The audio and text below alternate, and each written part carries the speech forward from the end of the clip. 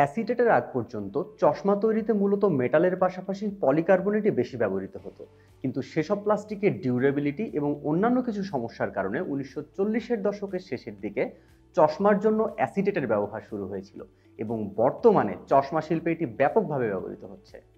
চশমায় যেটি ব্যবহার করা হয় সেটি মূলত সেলুলোজ অ্যাসিটেট। সেলুলোজ অ্যাসিটেট হলো একটি নন পেট্রোলিয়াম ভিত্তিক, চকচকে, বেশ শক্ত এবং ইউভি সুরক্ষাযুক্ত থার্মোপ্লাস্টিক, যা বিশুদ্ধ প্রাকৃতিক সেলুলোজ থেকে তৈরি। আরও সহজ করে বললে সেলুলোজ অ্যাসিটেট একটি তুলাভিত্তিক প্লাস্টিক যা হাইপোঅ্যালার্জেনিক। মানে বুঝতে পারছেন তো? এতে সাধারণত অ্যালার্জি হয় না।